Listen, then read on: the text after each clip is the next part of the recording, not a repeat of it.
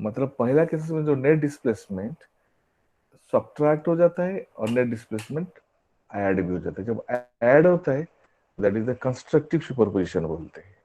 जब सब्ट्रैक्ट हो जाता है डिस्ट्रक्टिव सुपरपोजिशन होता है। यही होता है actually superposition. That is that we are talking about the superposition principle. You write the superposition principle definition, right? According to superposition, the resultant displacement, according to superposition principle, the resultant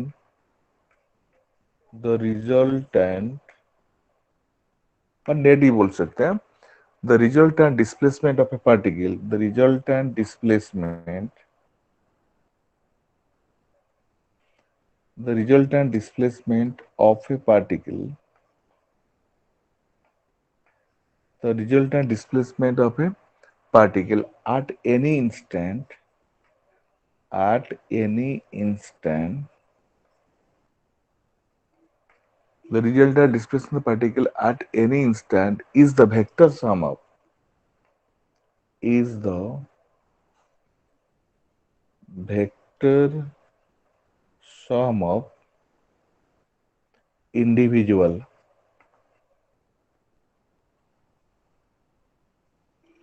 vector sum of individual displacements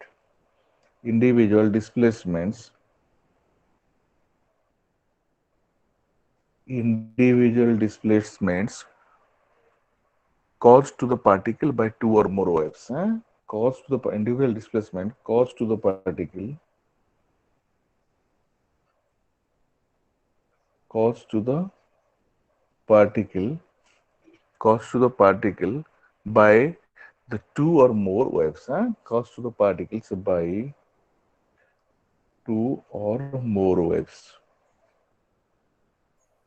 ये waves का हम जानते हैं superposition. According to superposition principle, what it tells, the resultant displacement of the particle at any instant is the vector sum of individual displacements caused to the particle by two or more waves. ये होता है superposition. Suppose if y1 and y2 are the displacement of the particle caused by the two waves, then resultant displacement कितना होता? If y1 and y2 be the displacements of the particle due to two waves. पहला wave जा रहा है y1 displacement कर रहा है, दूसरी वेव जा रहा है y2 डिस्प्लेसमेंट कर रहा है, तो नेट क्या हो जाएगा? If y1 and y2 are the displacements of the particle due to two waves, particle due to two waves, particle due to two waves, then net displacement equal to net displacement यहां पर कितना हो जाएगा? Net displacement y equal to y1 plus और minus y2। ये net displacement ऐसे हो जाता है। y निकल उसको एक्चुअली वेक्टर सम भी कर सकते हैं, कुछ प्रॉब्लम नहीं है। नेट y1 प्लस y2 हो जाता है। Actually you must be knowing about that superposition में क्या होता है। लिसन, फर्स्ट वेव गया पार्टिकल को, फर्स्ट वेव ले रहा हूं मैंने, ये एक वेव है, ये फर्स्ट वेव गया पार्टिकल को डिस्प्लेसमेंट y1 करके चला गया, ऐसे करके जा रहा है। दूसरी वेव जब जा रहे हैं उनका पार्टिकल को ऐसे करके जा रहे हैं, तो ऑटोमेटिकली व्हाट हैपेंस हियर, ये केसेस में net displacement y equal to y1 plus y2 हो गया। ये केसेस में y equal to y1 plus y2 हो गया, दोनों सेम फेज में, इसीलिए उसको डिस्प्लेसमेंट होएगा। और this type of superposition is called constructive superposition. ये कंस्ट्रक्टिव वर्ड देखो, कंस्ट्रक्टिव सुपरपोजिशन हो जाता है इसमें। तो डिस्ट्रक्टिव में क्या हो जाता है? जैसे फर्स्ट एक वेव गया है ऐसे, it is like that first wave है। सेकंड केसेस में suppose if you are getting in opposite phase, तो what you are getting it, so y equal to y1 minus y2 कर सकते हैं। तो इस type of, if you are getting this type of, that is called the destructive superposition है, destructive superposition. So destructive superposition में amplitude reduce हो जाता है, कंस्ट्रक्टिव में एम्पलीट्यूड बढ़ जाता है। कंस्ट्रक्टिव में एम्पलीट्यूड बढ़ जाता है, मतलब in cases the crest of one wave is falling on the crest of another wave. इस केसेस में हम लोग का एम्पलीट्यूड बढ़ता है, और net displacement is the sum of the individual displacements. इस केसेस में the crest of one wave is falling on the trough of another wave.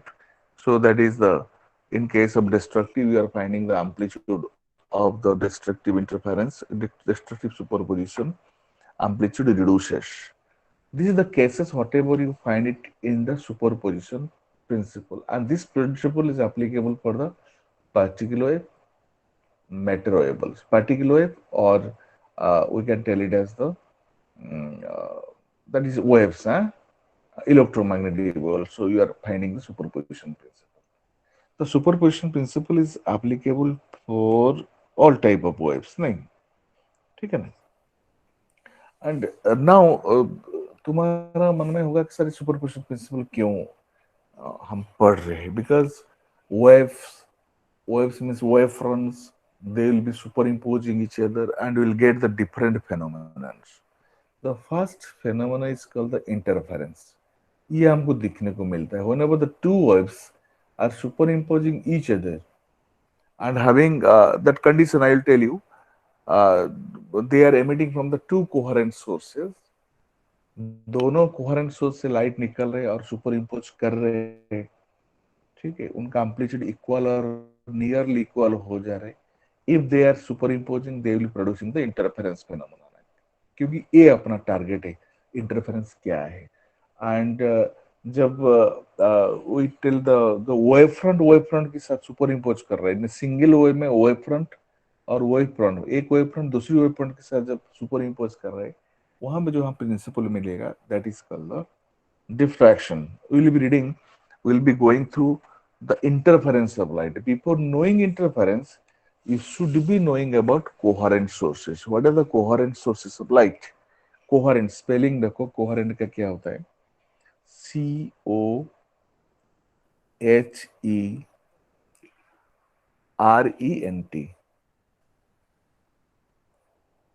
Coherent. COHERENT. Coherent sources of light. Coherent sources of light, ये जानने के बाद हम interference वगैरह में बात करेंगे। What is that coherent sources? Spelling देखो, कोहेरेंट सोर्सेस आता है क्वेश्चन, ठीक है। Coherent sources are the sources, right? Coherent sources, coherent sources are the sources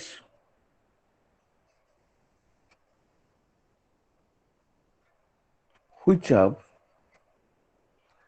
sources of light, which either have no phase difference, which either have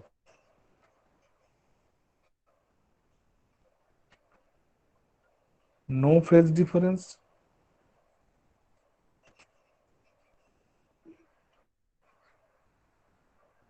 or have constant phase difference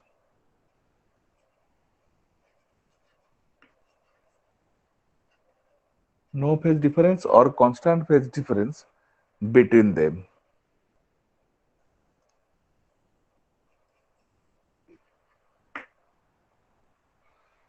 The two sources of light are said to be coherent one. Carefully listen low. Two sources of light are said to be coherent one if they have no phase difference, उनके बीच में phase difference zero हो सकता है, or have the constant phase difference, and they should have the same frequency. They have the constant phase difference. But if you talk about only the phase difference, that is sufficient. The two sources are said to be coherent if they have either no phase difference और have the constant phase difference. है तो phase difference total नहीं है और constant phase difference दोनों बीच में होना चाहिए। उस type of source of light को हम coherent sources बोलते हैं। Two sources are said to be coherent. कैसे हम लेंगे? How get the coherent sources of light? Sources of light हम मिलेगा कहाँ से? देखो, देखो फर्स्ट केस में एक ले रहा हूँ, एक सोर्स है, देखो ध्यान दो, ये एक ओरिजिनल सोर्स है, यहाँ पे मैंने एक प्लेट लिया, उसमें भी एक छेद कर दिया, यहाँ से यहाँ से, ये एक छेद, ये एक छेद, slit. I have taken the two slits. So what will happen? The light is coming from here, that is in form of the wave front. Wave front. So what will happen on this source S1 and S2? S1 and S2. यहाँ से भी light तुम्हारा wave front निकल रहा है, ठीक है ना, और यहाँ से भी निकल रहा है, मतलब ये जो S1 और S2 को कोहेरेंट सोर्सेस बोलेंगे। ये जो S1 सोर्स हो गया और S2 सोर्स हो गया, कोहेरेंट सोर्सेस बोलेंगे। क्यों? They will be in the same phase और have the constant phase difference. जब S1 और S2 are symmetric with S, then they will have no phase difference. ये suppose inclined कर देंगे, they will have the constant phase difference. The light which will be emerging out from the S1 and S2, ठीक है, here in this case is symmetric with respect to S. In this case both the S1 and S2 are illuminated by the same wave front, ठीक है, and जो S1 and S2 से जो light निकलेगी, that is having no phase difference. इसीलिए उसको S1 S2 can be treated as the coherent sources. समझ पा रहे मैं क्या बोल रहा हूँ? ये दोनों कोहेरेंट सोर्सेस हो जाएंगे, ठीक है, कोहेरेंट सोर्सेस, क्योंकि एक ही सोर्स से निकला हुआ है। उनका देखो, ये S1 का जो जो फ्रीक्वेंसीज है, एम्पलीट्यूड है, that will be equal to that of the S2, क्योंकि they are originating from the mother source S। So इसको हम बोलते हैं coherent sources by double slit method. So this is by double slit method we get the coherent sources, ठीक है ना। ये होता है double slit method. First method we are getting the double slit method, double slit method. Double slit method में हम लोग, double slit method में we get the coherent sources, ठीक है। कभी कभी तुम लोग को क्वेश्चन आ सकता है, two candles of same size, same material है, इफ दे ग्लो, तो the light coming from the two different candles, will they be considered as the coherent sources? No, क्योंकि ये दोनों कैंडल अलग अलग है, भले वो सेम इल्यूमिनेशन में वो जल रहे दोनों कैंडल, बट ये दोनों के बीच में फ्रीक्वेंसी में स्लाइटली डिफरेंस होगा ही होगा। If they will have the same frequency, because in the coherent sources, the two sources should have the same frequencies. So कभी भी वो लोग फेज में रहेंगे नहीं, भी कांस्टेंट फेज में रहेंगे नहीं, so they cannot be treated as the coherent sources, ठीक है ना। They cannot be treated as the coherent sources, समझ में रहे? That is the first case, how to get the coherent sources. Another is the कैसे देखो coherent source मेरे को मिलेगा। देखो दूसरी चीज तुम लोग देखो, नंबर 2, एक मैंने मिरर लिया, already have taken one plane mirror लिया, ओके। ये प्लेन मिरर में ये लाइट है, सोर्स है एस, तो यहाँ पे लाइट रिफ्लेक्शन हो रहा है, reflection again it is moving along this way, okay, clear. And from this source, here the source, you take it as the, that I am taking the observation point, and this is the observation point, and ये source से direct observation point तक भी जा रहा है। ये S तो है already, if it will be produced backward, यहाँ तक पहुंच गया, that is the S dash में लेता हूँ। अभी देखो P पास जो बैठा है बंदा, वो P को दिख रहा है, क्या दिख रहा है?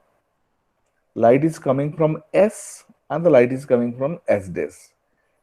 Light is coming from S और एस डैश से आ रहा है। देखो ये जो रे ऑफ लाइट आ रहा है वो फ्रंट इनका, उनका फ्रीक्वेंसी सेम होगा, और ये जो रिफ्लेक्शन हो रहा है, because in the reflection you will not get the different frequencies, तो ये जो एस डैश का भी फ्रीक्वेंसी सेम होगा, and both S and S dash can be treated as the coherent sources, ठीक है। उसका हम बोलते हैं ये source and its own virtual image behaves like a coherent sources. A source S and its virtual image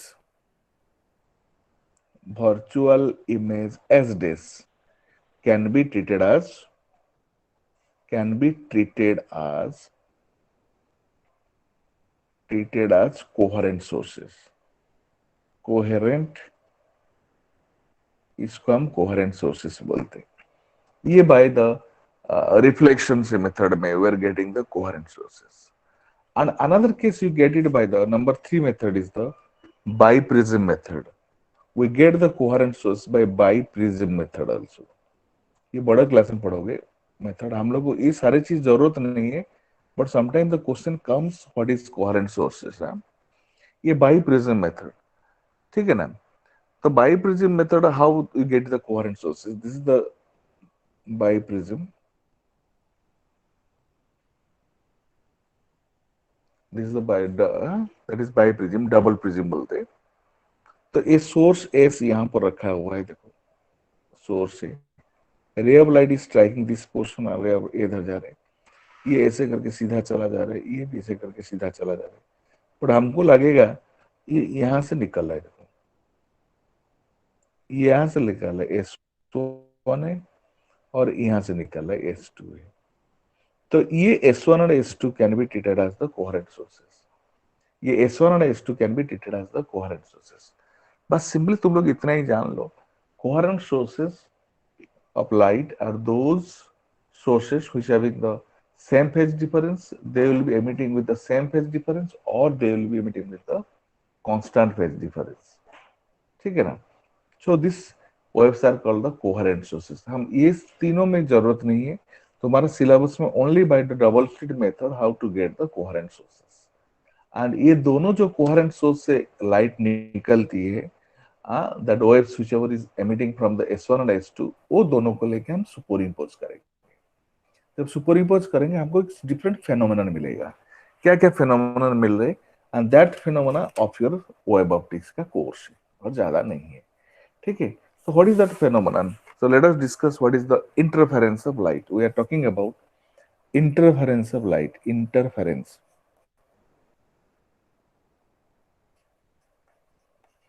interference of light है। ये light कैसे इंटरफेरेंस करता है, इंटरफेरेंस ऑफ लाइट, ठीक है। तो इंटरफेरेंस में what happens here, whenever the two coherent sources जब लाइट निकलती है and they are superimposing each other, what will happen, there will be the redistribution of light energies due to the superposition of light waves from two coherent sources is known as interference of light। a very interesting thing है, उसको carefully समझ जाओगे तो wave optics तुमको बड़ा problem नहीं करेगा। दो सोर्स से, दो कोहेरेंट सोर्स से दो लाइट निकलती है and they will be superimposing each other, and we will be finding, you will be finding the redistribution of light energies। मैंने यू वर्ड यूज किया, redistribution of light energies, redistribution of light energy or the modification of light energy, we can tell in this manner also, ठीक है। modification of light energies due to the superposition of two or more waves। जैसे मैं बता रहा हूँ, redistribution of light energy use कर सकते हैं और मॉडिफिकेशन ऑफ लाइट एनर्जी बोल सकते हैं। मैं बताऊँ क्या होगा, सपोज इफ आई टेल कि तुम्हारा घर का मॉडिफिकेशन कर रहे हैं, व्हाट डज इट मीन, इनका मीनिंग होता है आइदर घर का बिल्डिंग है उसके ऊपर और बड़ा बिल्डिंग बना दे रहे और उसको पेंडिंग पेंडिंग करके पूरा चिक चाक बना रहे, that is one type of modification. Another modification हो सकता है तुम्हारा बिल्डिंग को तोड़ दे रहे, पूरा ग्राउंड बना रहे और गार्डन बना दिया खाली, तो ये भी एक मॉडिफिकेशन हो सकता है। तो लाइट एनर्जी का रीडिस्ट्रीब्यूशन कैसे होता है, तो फॉर एग्जांपल मैं क्या बोलना चाह रहा हूँ, मेरे पॉइंट को ट्राई टू अंडरस्टैंड। सपोज यहाँ पे दो सोर्स है, S1 है, ये एक S1 सोर्स से इंटेंसिटी I निकल रहा है एंड S2 सोर्स में इंटेंसिटी सपोज I निकल रहा है, दोनों सोर्स सेम है। एंड ये जब दोनों सुपर इम्पोज करेंगे एक पर्टिकुलर जगह में, यहाँ पे दोनों सुपर इम्पोज कर रहे हैं, मान के चलो ये पर्टिकुलर जगह में सुपर इम्पोज कर रहे हैं, इस जगह में तुम्हारा नेट इंटेंसिटी कितना होना चाहिए, 2I होना चाहिए। तुम्हारा यहाँ पे बल्ब मान के चलो I इंटेंसिटी में ग्लो कर रहा है और सेकेंड बल्ब I इंटेंसिटी में ग्लो कर रहा है, दोनों का लाइट, तुम घर में दो बल्ब क्यों जलाते हैं? Because to get the more intense light. तुम ज्यादा इंटेंस लाइट मिलने के लिए दो बल्ब को जलाते घर में अंदर ना। तो हम लोग को एक बल्ब से आई आ रहा है, दूसरी बल्ब में आई आ रहा है, तो हमको इंटेंसिटी मैक्सिमम ग्लो कितना करेगा? 2 आई करेगा। सपोज इफ आई टेल, मैं तुमको सपोज मैं बोलू ये 2 आई जगह में, ये 2 आई जगह में 4 आई मिल जाए तो क्या होगा? 2 आई जगह में तुमको 4 वाई मिल जाए इंटेंसिटी, तो बहुत खुश की बात है। दो बल्ब जला रहे और 4 बल्ब का इफेक्ट मिल रहा है, तो मिलता है। This phenomena is taking places in interference. How? That the first condition is that they should be emitting from the two coherent sources. ये दोनों टू कोहेरेंट सोर्सेज में होना चाहिए, तो ये जाके यहाँ पे इंटेंसिटी 4 आई हो जाएगा। बट इंटेंसिटी 2 आई एक्स्ट्रा कहाँ से आ गया? मन में पूछे होंगे, तो इंटेंसिटी 4 आई एक ही पर्टिकुलर पॉइंट में कहाँ से आ गया? मॉडिफिकेशन कैसे हो गया? ज्यादा लाइट और ज्यादा ब्राइटनेस कहाँ से आ गया?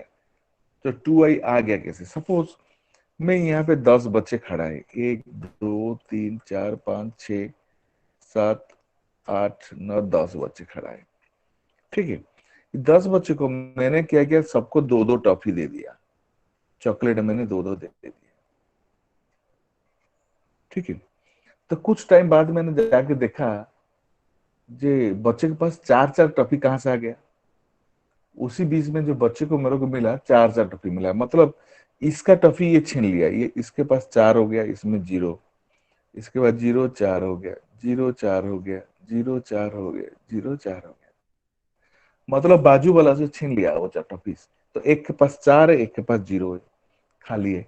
एक के पास 4 है, अन्य के पास 0 है। So that you get the redistribution of the toffees among the students. तो यहाँ पे क्या हो जाएगा ना, जब यहाँ पे 4 इंटेंसिटी से हो गया, वो दूसरी बाजू वाला पास से उनका इंटेंसिटी 0 मिलेगा। और यहाँ पर देखोगे स्क्रीन में एक 4 आई मिलेगा, और बाजू वाला स्पेस में क्या होगा, उसमें 0 मिलेगा। तो तुमको intensity on the screen light का ऐसे ही टाइप का डिस्ट्रीब्यूट हो जाता है। That is the superposition. कैसे दिखेगा तुम लोग को? ये खाली पॉइंट नहीं बनेगा, स्ट्रिप होके बन जाता है। स्ट्रिप स्ट्रिप बनता है, मतलब जहां पर 4 आई वो पूरा चमकेगा नहीं, जहां पर 4 आई वहां पे चमकेगा, जहां पर 0 वहां पे पूरा डार्क हो जाएगा। तो तुमको एक पैटर्न मिल जाए, एक पैटर्न मिल जाएगा, सिर्फ dark bright, dark bright pattern on the screen you can get it. Shining zebra का कलर टाइप का दिखेगा। जेबरा कैसे दिख रहा है? व्हाइट ब्लैक स्ट्रिप टाइप का। तो उसी टाइप का dark brightness dark in this manner you can get the redistribution of light energy ऐसे रीडिस्ट्रीब्यूट हो जाता है। कंडीशन यहाँ पे सारे लाइट नहीं होगा। कौन से लाइट दोनों सुपर इम्पोज करेंगे? If the both the lights will have the same phase or have the constant phase difference, or in single word you can tell the two sources should be the coherent one. If the light waves are coming from the two coherent sources, if they are superimposing each other, there will be the modification of light energies. There will be the modification of light energies, means some places, some point you get the maximum energy, and some place you get the zero energy. In this manner, we can get a pattern on the screen. This phenomena, this is the effect of interference of the light. So this very interesting thing is that interference के लिए we have a certain condition, हमको condition लगेगा उसमें। So first of all you write the interference of light. What is told as the interference of light? The phenomenon of interference of light, it is the phenomenon of redistribution of light energy due to the superposition of light waves from two coherent sources. It is the phenomenon, you're right, it is the phenomenon of redistribution of redistribution of light energy.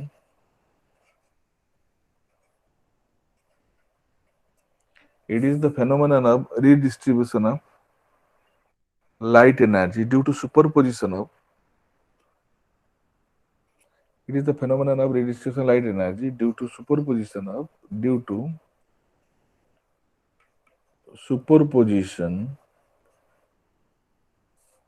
superposition of two waves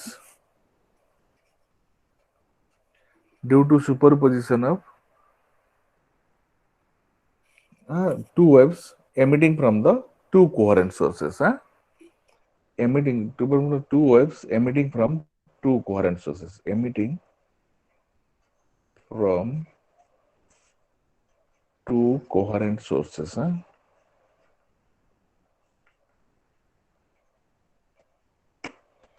Emitting from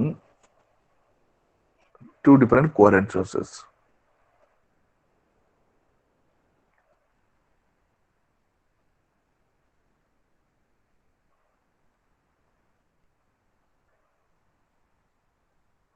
ठीक है ना? ये superposition principle का effect कहां पर दिखता है देखो. That is the interference phenomenon. So bubbles appear colored in sunlight due to the interference of light. ठीक है ना? ये जो सोप बबल्स होता है ना, ये कलर्ड दिखता है because it will be because the sunlight will be reflected from the soap bubble, and the two reflected light will be considered as the coherent sources, and they will superimpose. जो soap bubble का देखोगे, soap bubble का sunlight में coloured होता है, that is due to the interference of light. ये peacock देखे ना, peacock and different other birds also, they are looking multicolored due to the interference. You can write the interference phenomena कहां पर होता है. सोप बबल में भी interference होता है, and peacock and different birds also multicolor is due to the um, interference phenomenon of light. Clear? And we'll be getting the theories or basic theory of interference. What is the basic theory of interference? We have to discuss it now. Clear? What is the basic theory of interference? Theory देखो कैसे होता है. Basic theory क्या है interference phenomenon में. Suppose दोनों waves मान लो, two waves are emitting from two coherent sources. मैंने क्या लिया, फर्स्ट वेव लिए y1 equal to a sin omega t, and second wave ले लिया मैंने y2 equal to b sin omega t plus five. b sin omega t plus five. देख रहे ना, ये दोनों वेव को स्टडी करो, देखो उनका एम्पलीट्यूड डिफरेंट है, A and B, but interference ये amplitude A and B different है, बट एक चीज यहाँ पे सेम है. ऑब्जर्व कर पा रहे, यहाँ पे ओमेगा एंगुलर फ्रीक्वेंसी और frequency of the first wave and frequency of the second wave both are same. और क्या है ना, ये दोनों के बीच में फेज डिफरेंस कितना, फाइव है. That is the constant phase difference. That is the constant phase difference between the two waves. I think you must be understanding. ये दोनों वेव का हम सुपर इम्पोज कर दे, ये दोनों वेव को सुपर इम्पोज करो, तो व्हाट विल हैपन, हम सुपर इम्पोज करेंगे दोनों वेव को according to the principle of superimposition. y will be y1 plus y2, तो y नेट हो गया y1 प्लस y2. देखो y1 प्लस y2 को मैंने सुपर इम्पोज कर दिया, तो what will be the equation, y equal to, you are getting the net displacement y equal to y1 plus y2. अभी next you will be finding first what will be the y equal to a sin omega t, a sin omega t हो गया plus b sin omega t plus five. ये दोनों को हम जोड़े equation को, ठीक है ना. तो a sin omega t plus b sin omega t plus five, इसको और एक खोल दो, उसको a sin omega t plus, we can tell it as the b, the b, ये ब्रैकेट खोलो, इसमें क्या हो रहा है, sine omega t into cos five plus cos omega t into sine five. We are getting this equation, ठीक है ना. Sine omega t a sin omega t plus b sin omega t cos phi plus cos omega t sin phi. That is equal to sin omega t. If you take the common into the sin omega t, you are finding this equal to, if I take common sin omega t यहाँ से निकाल दूं तो मेरे को यहाँ से मिल जाएगा a plus b cos phi, ये दोनों से, दोनों टर्म से ला रहा हूँ, प्लस बस जस्ट एडजस्टमेंट है, b cos omega t into sin phi, b cos omega t to psi phi, ठीक है। एंड इफ यू पुट यहाँ पे a plus b cos phi, I am putting a plus b cos phi, a plus b cos phi equal to r cos theta, put करो यहाँ पे, और यहाँ पे r cos theta into sin omega t, और finding a plus b cos theta r cos theta and b sin theta, यहाँ पे b sin phi ले लेते हैं ना, b sin phi equal to r sin theta, ये हम just substitute कर रहे हैं। तो if you put it for y equal to r sin omega t into cos theta plus r cos omega t into sin theta, you are getting this value, and ultimately you are finding y equal to that is r sin omega t plus theta, हम already convert कर दिया, y equal to r sin omega t plus theta। तो first one is the simple harmonic, second one was the simple harmonic, दोनों को जब superimpose कर दिया and you are getting adjusted and y equal to r sin omega t plus theta, that is also simple harmonic, मतलब the resultant whatever you get it from the superposition, तो वो भी एक सिंपल हार्मोनिक मोशन हो रहा है, that it becomes a wave. But यहाँ पे r इज द एम्पलीट्यूड है, ये जो कैपिटल R हो गया, देखो ये R का हम एम्पलीट्यूड ऑलरेडी अज्यूम किए, amplitude of the resultant wave, amplitude, क्योंकि मेरे को ये R के साथ एनालिसिस करना है, तभी R क्या है यहीं से निकालेंगे, दोनों को स्क्वायर कर दो और स्क्वायर करके निकालो, देखो हम लोग बिकॉज थीटा हम लोग सब्स्टिट्यूट किए, R को लिए तो R यहाँ से निकल जाएगा, निकालो R कितना हो रहा है, amplitude of the resultant wave, तो दोनों को स्क्वायर कर दो, R cos square theta plus R sin square theta, square करके जोड़ो, you get the amplitude of the resultant wave. Amplitude कैसे निकालेंगे, देखो देखो first term was the r square cos theta, r cos theta square ले लो, r sin theta का square ले लो, दोनों को लेके जोड़ दो पहले, तो r square cos square theta, r square cos square theta plus r square, another क्या होता है r square sin square theta, r square sin square theta, this is equal to, ये जो r cos थीटा है तुम्हारा a plus b cos phi, a plus b cos phi का square plus, और left side में क्या हो गया, b sin फाई का स्क्वायर, b sin फाई का स्क्वायर, दोनों को हम जोड़ दिए, तो इसमें left side how are getting cos square theta plus sin square theta is 1, that you are finding r square, नहीं क्या, so you are finding r square equal to,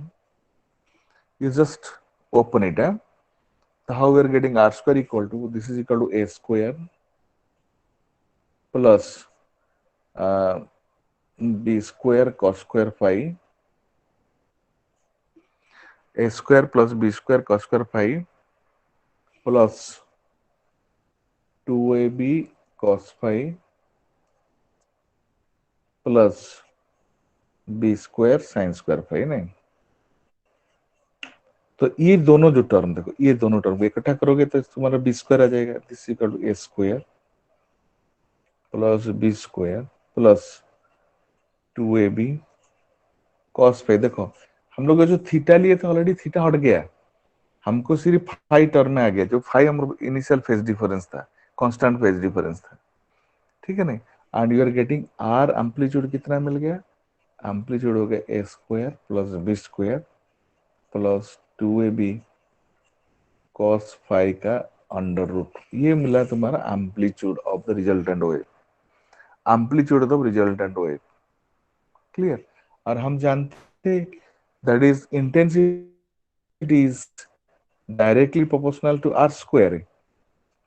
wave theory में intensity is directly proportional to R square, so intensity will equal to कितना होगा, intensity equal to K R square हो गया, and this equal to R square हम पहले लिए थे कितना, that is K, you are finding A square plus B square plus 2ab cos phi, ये हो गया तुम्हारा आई का फॉर्मूला मिल गया, आई equal to K A square plus B square plus 2ab cos phi। But हम जानते हैं जिससे को उसको ओपन कर दोगे तो क्या होगा, के ए स्क्वायर पहला वेव का प्लस के बी स्क्वायर, ठीक है ना, k b square plus 2 KB cos phi, ये आई हो गया। हम आई को रिड्यूस करेंगे बिकॉज ये होगा I1 है, पहला इंटेंसिटी I1 है, आई ए लिख सकते नहीं, ए वेवलेंथ का, so I equal to, you just लिख it here, I equal to I1 I a पहला का इंटेंसिटीज प्लस आई बी हो गया सेकेंड का, because intensity is directly proportional to the square of the amplitude. पहला का amplitude हो गया के स्क्वायर इंटेंसिटीज, सेकेंड का होगा उसको हम एडजस्ट करेंगे, उसको कैसे एडजस्ट करेंगे, टू, उसको हम ऐसे कर लेते हैं, दैट इज प्लस में लिया 2, उसमें के स्क्वायर ए स्क्वायर बी स्क्वायर का अंडर रूट कर दिया cos phi, and this can be written as the IA plus IB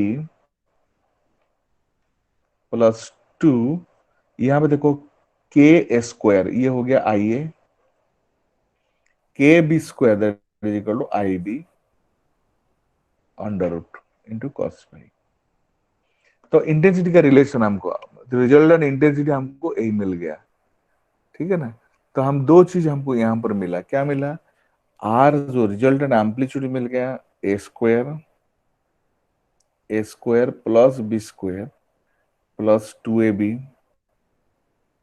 cos phi under root, and intensity हो गया तुम्हारा intensity of first intensity of B plus 2 IA IB under root cos phi, under root cos phi, you are finding the net intensities, ठीक है।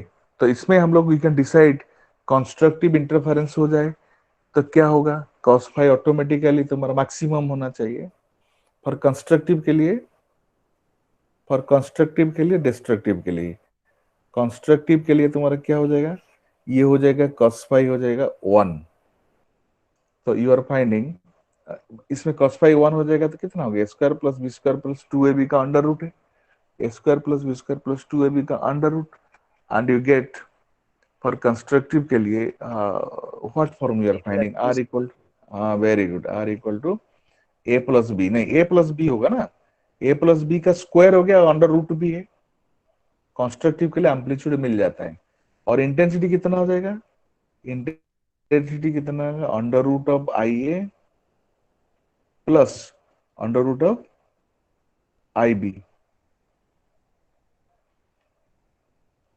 ये भी 1 हो गया ना, तो उसको रूट पे जब हम लेके रहे under root of I A under root of I B plus 2 into under root of I A into under root of I B, मतलब under root of I A plus under root of I B का square नहीं मिल गया, that is I, इसको खोल दो, देखो under root of I a that is equal to I A plus I B plus 2 under root of I a I b, ये होता है फॉर कंस्ट्रक्टिव के लिए, मैक्सिमम के लिए नहीं, और मिनिमम के लिए क्या होगा, डिस्ट्रक्टिव के लिए, डिस्ट्रक्टिव के लिए तुम्हारा जस्ट आर इक्वल टू कितना हो जाएगा, that is a minus b हो जाएगा, डिस्ट्रक्टिव मतलब both will be in opposite direction है, ए माइनस बी हो जाएगा, और आई कितना हो जाएगा, intensities under root of I a minus under root of I b, but ये तो मैं तुमको वैल्यू बता रहा हूँ अभी, and many things are to be discussed here, the phase difference क्या है, सब that how that phase difference हम निकालेंगे दोनों के बीच में, उसके बाद हम लोग आएंगे Young's double slit experiment, I maximum I minimum, ये थोड़ा part like next class will discuss something about that interference, then you will proceed further. Young's double slit experiment. In the next class, I will you just prepare a note. ये homework में दे रहा हूँ, prepare a note में बनाओ उसे यहाँ पे, और what happens in constructive interference पे, उसमें फेज डिफरेंस क्या होता है मुझे बताओ, पाथ डिफरेंस क्या निकालोगे, ठीक है ना। Phase difference and path difference यहीं से कैसे निकलेगा, फाई कैसे निकलेगा, phase difference and path difference के बारे में मेरे को जो भी whatever idea, you just find it from this derivation and send it to me as your homework है, ठीक है। बहुत कम दे रहा हूँ होमवर्क, इसमें फेज डिफरेंस कितना, फाई पाथ डिफरेंस कितना होगा कंस्ट्रक्टिव एंड डिस्ट्रक्टिव के लिए, अगेन यू रिपीट इट है। Okay, thank you, your time is over, and the next class we will discuss about more about the interference Young's double slit experiment. Thank you. Thank you, sir. Thank you. Thank Thank you, you, sir. sir. Thank you, sir. Thank you, sir. Thank you, sir. Thank you, sir.